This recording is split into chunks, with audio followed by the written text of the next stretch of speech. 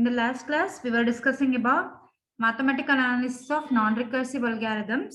In that, we have discussed 4 algorithms. Then we have started with basic example of recursive algorithm also. With the basic algorithm, we have considered factorial, right? Factorial program we have considered. Today, we'll continue with mathematical analysis of recursive algorithms. So general plan for analyzing time efficiency of recursive algorithms.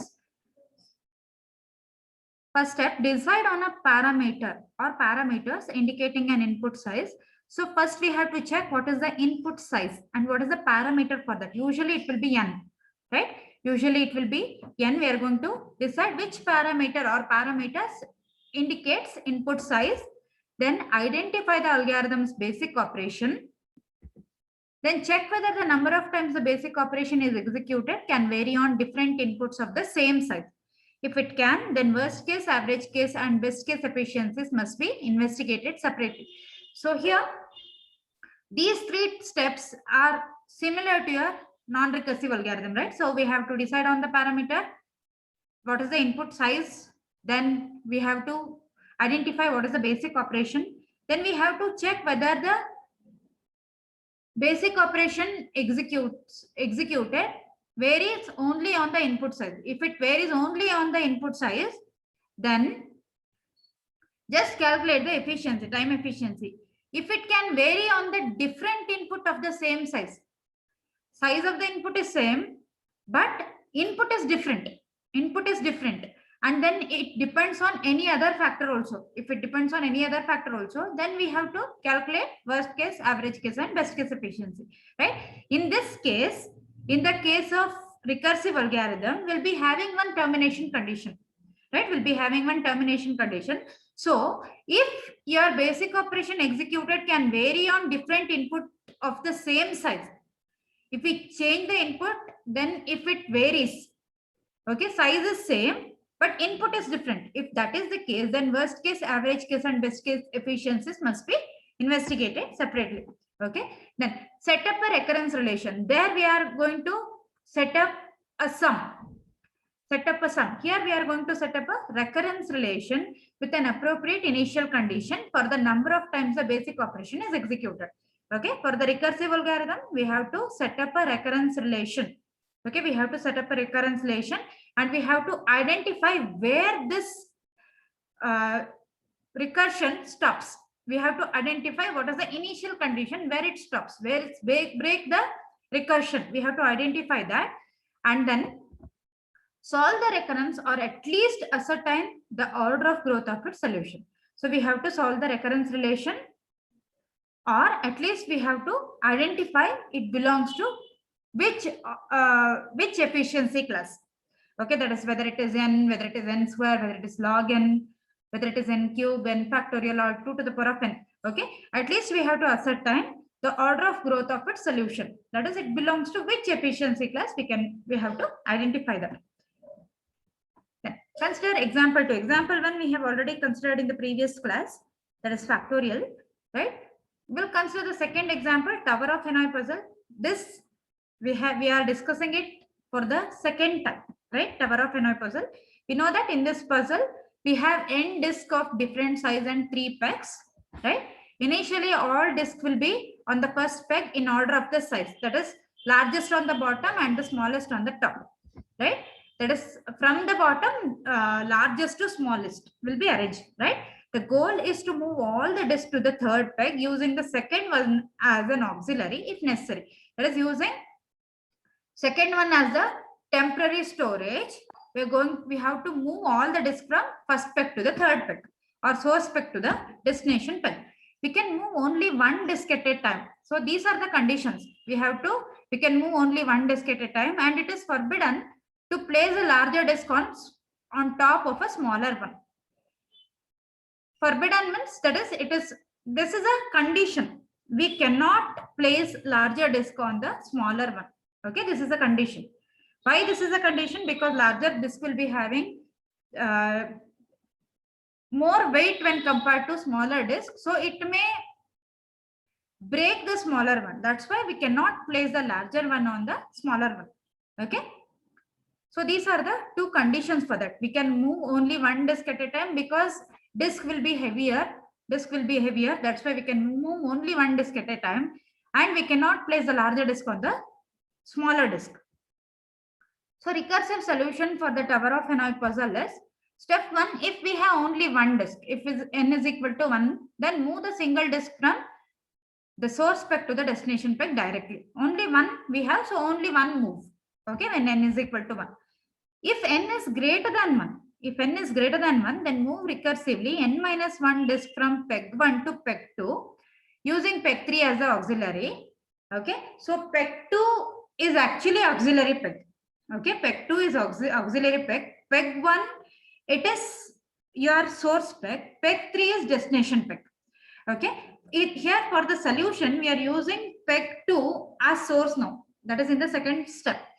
If n is greater than 1, move recursively n minus 1 disk from peg 1 to peg 2. Okay, so which requires obviously n minus 1 moves. Right? Then step 3 is move the largest disk directly from peg 1 to peg 3.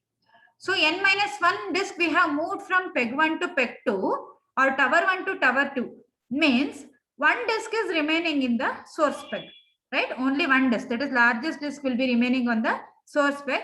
Move that directly to the peg 3. Okay. Then again step 4 is move recursively n minus 1 disk again from peg 2 to peg 3 using peg 1 as auxiliary. Again for this we need n minus 1 move. Right? So if we have only one disk, only one move. When we have more than one disk, then n minus 1 disk will be moved to the peg 2. So that requires n minus 1 move. Then for moving largest disk from source peg to the destination peg, we need one move. So n minus 1 plus 1 plus again we need to move from peg 2 to peg 3 n minus 1 disk. So for that again we need n minus 1 moves. Okay. So that we can write it as, so here what is the input size? Size of the input is n. So we have n number of disk. We have n number of disk and 3 pegs we have. Okay. So m of n, basic operation is movement. Movement of the disk is the basic operation. Right? So m of n can be written as m of n minus 1 for the second step. That is when we have n greater than 1. When we have n greater than 1 disk, so this is the recurrence relation. M of n minus 1 for moving the disks from peg 1 to peg 2 plus 1 for the largest disk and plus m of n minus 1 for again moving the disk from peg 2 to peg 3. Okay, that is when n greater than 1.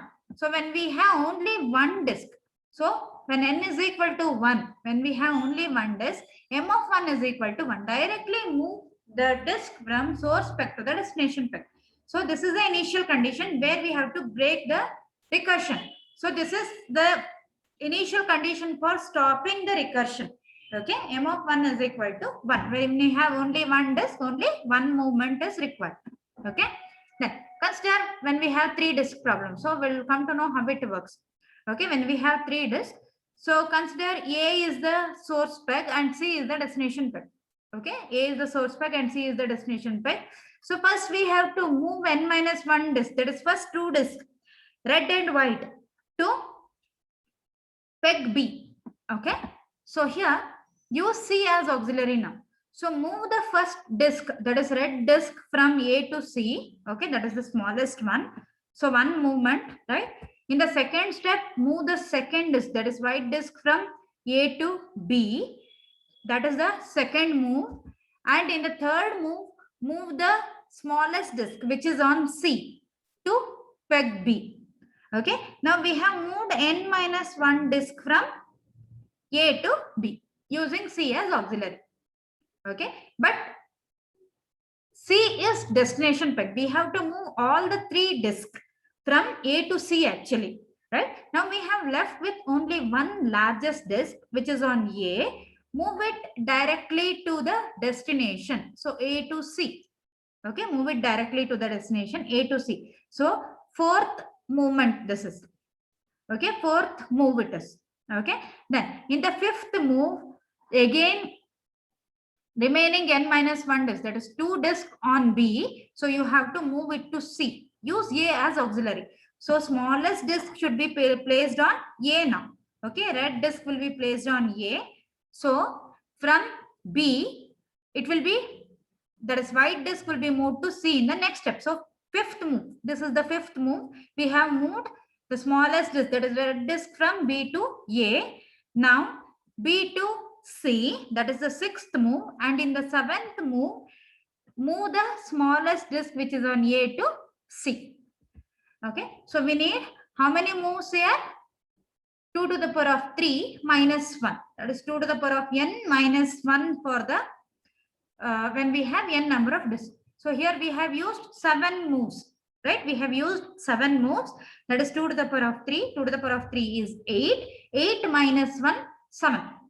Okay, I hope you are getting. So when we solve the recurrence relation, we should get the same answer.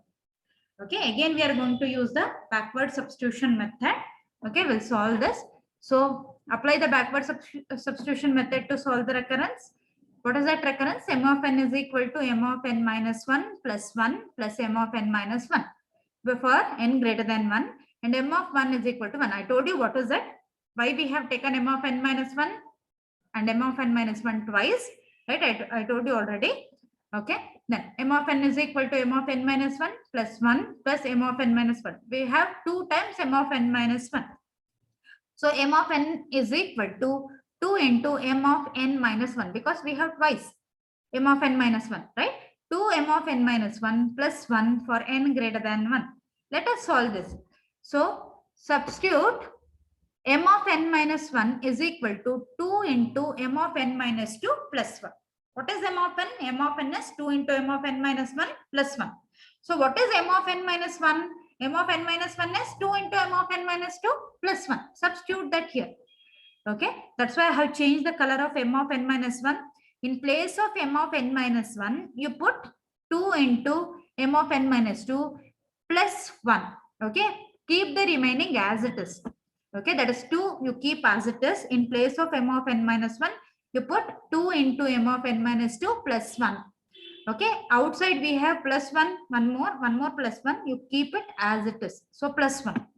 Then multiply 2 into 2, it is 2 square into m of n minus 2 plus 2 into 1, 2 plus outside we have one more 1 plus 1. Okay, now substitute m of n minus 2 is equal to 2 into m of n minus 3 plus 1. Okay, that is only in place of m of n minus 2. Remaining you keep it as it is. So 2 square into 2 into m of n minus 3 plus 1. Outside we have plus 2 and plus 1, right? So this can be written as 2 cube into m of n minus 3 plus 2 square into 1. It is 2 square plus 2 square plus 2. Outside we have plus 2 and plus 1. You write it as it is, plus 2 plus 1, which is equal to 2 cube into m of n minus 3 plus 2 cube minus 1. So this 2 square plus 2 plus 1 I have written as 2 cube minus 1. You can notice that. So 2 cube means 2 square is 4 plus 2 it is 6 plus 1 it is 7. Okay, I hope you're getting. So when we have 3 disks, we need 7. We need how many movements? 7 moves we need. So 2 to the power of 3 minus 1, which is equal to 7. Okay, 2 square plus 2 plus 1 I have written as 2 to the power of 3 minus 1. Okay, similarly when we have 4 number of disks, 2 to the power of 4 into m of n minus 4 plus 2 cube plus 2 square plus 2 plus 1. That is depending on the previous one, I have written the current equation. Okay, so previous equation was 2 cube into m of n minus 3 plus 2 square plus 2 plus 1, right? So the next one will be 2 to the power of 4 into m of n minus 4 plus 2 cube plus 2 square plus 2 plus 1. Okay, so when I simplify this, 2 to the power of 4 m of n minus 4 plus 2 to the power of 4 minus 1. So you can check it out. So 2 cube is 8 plus 2 square is 4. 8 plus 4, 12. 12 plus 2, 14. 14 plus 1, 15. 2 to the power of 4 is 16. 16 minus 1 is 15. Okay, so in place of 2 cube plus 2 square plus 2 plus 1, I have written 2 to the power of 4 minus 1. So in general, in general for I number of steps, I number of movements, 2 to the power of I into m of n minus I plus 2 to the power of I minus 1 plus 2 to the power of I minus 2, so on up to plus 2 plus 1, which can be directly written as 2 to the power of I into m of n minus I plus 2 to the power of I minus 1. Now I need to get the initial condition. I need to get the initial condition, that is m of 1 I need to get. If I want to get the value of m of 1, then here we have n minus I. Here we have n minus I. So I is equal to n minus 1 we have to put. If I put I is equal to n minus n becomes 0. N minus n becomes 0. I don't want 0 here. I want 1. So put I is equal to n minus 1. So when we put I is equal to n minus 1, initial condition, that is to get the initial condition, n is equal to 1. So it will be m of n, which is equal to 2 to the power of I. In place of I am putting n minus 1. 2 to the power of n minus 1 into m of n minus 1. So n minus into minus plus 1. Okay, it becomes minus into minus plus 1. Then outside we have 2 to the power of n minus 1 minus 1, which is equal to 2 to the power of n minus 1 into m of 1. So I hope you are getting that simplification. So n minus n will get, that is m of n minus n plus 1 will get, minus into minus it is plus 1 will get. So n and n get cancelled because plus n and minus n. So it becomes 0. So we'll be left with 1. So 2 to the power of n minus 1 into m of 1 plus 2 to the power of n minus 1 minus 1. Okay, which is equal to 2 to the power of m of 1 is 1. M of 1 is 1. So we have left with 2 to the power of n minus 1 plus 2 to the power of n minus 1 minus 1, which is equal to twice we have 2 to the power of n minus 1. So 2 into 2 to the power of n minus 1 minus 1. So here for both we have 2 to the powers, right? 2 to the power of 1 into 2 to the power of n minus 1. Add these two powers. So 2 to the power of n minus 1 plus 1. Remaining is minus 1. You keep it as it is. So here we'll be left with 2 to the power of n minus 1. That is the number of moves for Tower of Hanoi puzzle. Okay, 2 to the power of n minus 1 is the number of moves for Tower of Hanoi puzzle. All these simplification, it is very important. Okay, this Tower of Hanoi puzzle, solving the recurrence relation, it is very important. Okay, I hope you understood the concept. If you have any doubts, you can ask me. If you have any doubts? Excuse me, ma'am. So here consider this tree. This is the tree of recursive calls made by the recursive algorithm of the Tower of Hanoi puzzle. Okay, where we have n number of disks. Okay, so on the left side, you can see that we are going to move to the auxiliary peg. We are going to move to the auxiliary peg, that is n minus 1. That is when we have n greater than 1. When we have number of disks n greater than 1, then n minus 1 for moving from the source peg to the auxiliary peg. Okay, again n minus 1 move for moving from auxiliary peg to the source destination peg. Okay, that's why it is n minus 1 on the left side and n minus 1 on the right side. Again, if n minus 1, if it is greater than 1, again it will be divided into n minus 2 and n minus 2. Okay, this will continue up to we have remained with single disk. Until we get the single disk on any one peg, it will continue. Okay, so left side is for moving n minus 1 disk from source peg to the auxiliary peg. Okay, on the left side, whatever the tree we have, it is for moving n minus 1 disk from source peg to the auxiliary peg. And whatever the right side tree we have, right binary tree we have, this is for moving n minus 1 disk from auxiliary peg to the destination peg. Okay, I hope you understood this concept. If you have any doubts, you can ask me. Okay, I'll move to the next example then. So consider the example 3. The following algorithm is a recursive version for the number of binary digits in the binary representation of a positive decimal integer. So I hope you remember, while discussing non-recursive algorithms, we have discussed one algorithm which will give you, that is, if I pass n is equal to 5, for example, it will return it as 3 digits. If I pass n is equal to 3, for representing 3, we need only 2 bits, right? 1 and 1. So it will return it as 2. Okay. The same algorithm, it's a recursive version. So what it does, it will give you the number of digits for representing a positive decimal integer in binary. Okay. So algorithm binary recursion. So bin rec is the name for this of n. We are passing the value positive decimal integer n. So input is a positive decimal integer n. Output is the number of binary digits in n's binary representation. Okay. That is, if I pass n is equal to 8, for example, to represent 8, we need 4 bits, right? 1, 0, 0, 0. So 4 bits is required to represent 8, right? So it will return it as 4. So 4 bits required, right? So it will return 4.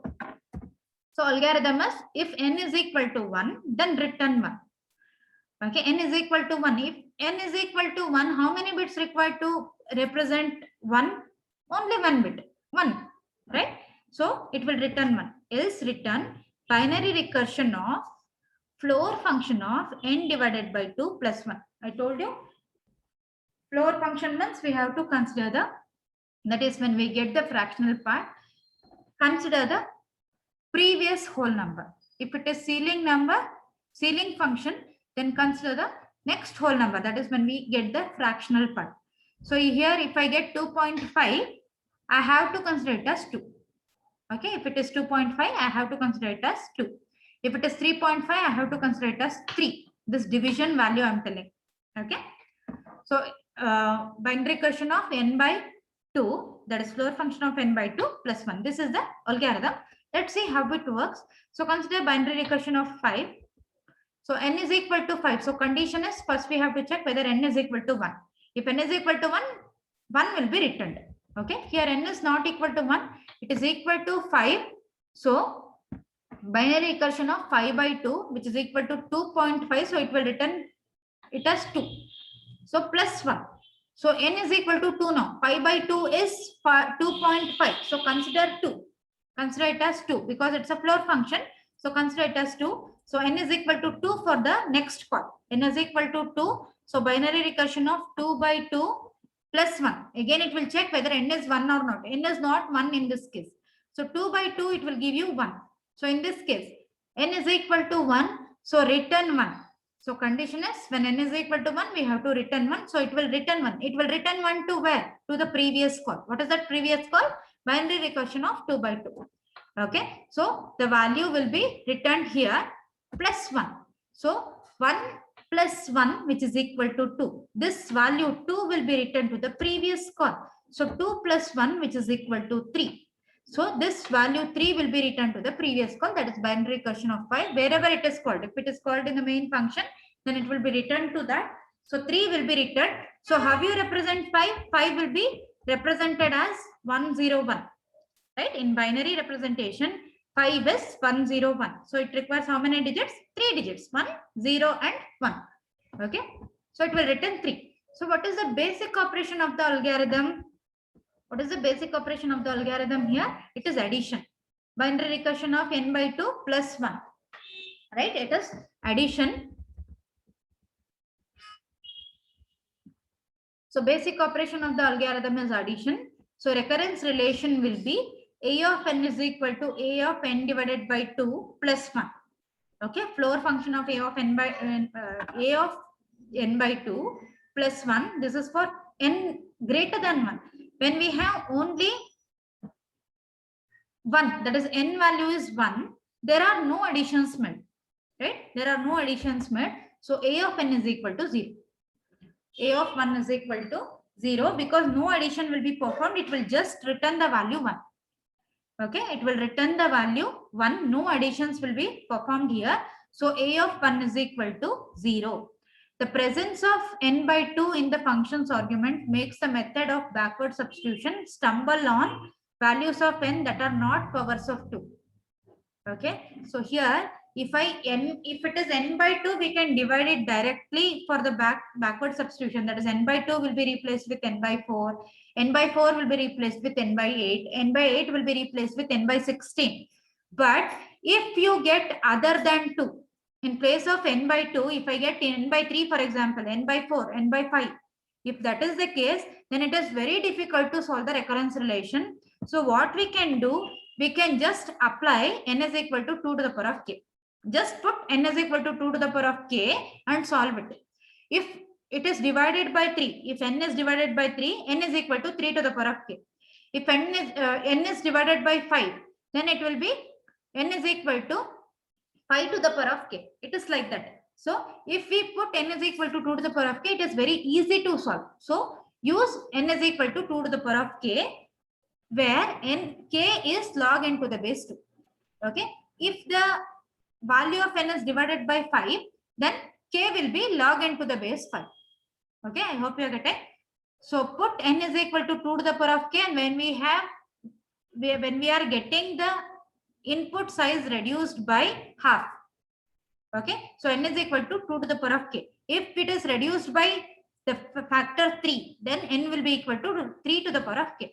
Okay, so a of n is equal to a of n by 2 plus 1. Okay, with initial condition a of 1 is equal to 0. Put n is equal to 2 to the power of k. So we'll get a of 2 to the power of k, which is equal to a of 2 to the power of k minus 1 plus 1. Okay, how it is 2 to the power of k minus 1? In place of n, you are putting 2 to the power of k divided by 2 we have. Divided by 2 we have. Take 2 to the numerator. Take 2 to the numerator. 2 to the power of k into 2 to the power of minus 1, which is equal to 2 to the power of k minus 1 plus 1. Okay, I hope you understood. It will be 2 to the power of k divided by 2, which is equal to 2 to the power of k minus 1 plus 1. Okay. Then a of 2 to the power of 0 is equal to 0. What is it? 2 to the power of 0. 2 to the power of 0 is 1. Right? A of 1 is 0. Right? Here 2 to the power of 0 is 1. 0 is 0. That is the initial condition. So a of 2 to the power of k is equal to a of 2 to the power of k minus 1 plus 1. In place of a of 2 to the power of k minus 1, put a of 2 to the power of k minus 2 plus 1. What is a of 2 to the power of k? It is a of 2 to the power of k minus 1 plus 1. So a of 2 to the power of k minus 1 will be equal to a of 2 to the power of k minus 2 plus 1. Okay, apply that. So a of 2 to the power of k minus 2 plus 1, keep that outside plus 1 as it is. Okay, so we'll be having a of 2 to the power of k minus 2 plus 2. Okay, then in place of a of k minus 2, you put a of 2 to the power of k minus 3 plus 1. So we'll be having a of 2 to the power of k minus 3 plus 1. Outside we have plus 2, you keep it as it is. So when we add these two values, a of 2 to the power of k minus 3 plus 3. Okay, in general, a of 2 to the power of k is equal to a of 2 to the power of k minus I plus I. This is for I values. This is for I recursive operations. Okay, put I is equal to k to get the initial condition. If I is equal to k, then we'll get 2 to the power of k minus k, which is equal to 0. 2 to the power of 0 means this one. Right? So put I is equal to k. A of 2 to the power of k is equal to a of 2 to the power of k minus k plus k, which is equal to a of 2 to the power of 0 plus k, which is equal to a of 1 plus k. What is a of 1? A of 1 is 0. 0 plus k is k. So we'll be left with k. What is k? K is log n to the base 2. So after returning to the original variable, n is equal to 2 to the power of k, we'll be having k is equal to log n to the base 2. So a of n is equal to log n to the base 2, which approximately equal to theta of log n to the base 2. Okay, so the efficiency of this algorithm, that is to get the number of digits required for binary representation of n, it is efficiency of this algorithm is logarithmic. Okay, it belongs to theta of log n to the base 2. I hope you understood this concept. If you have any doubts, you can ask me.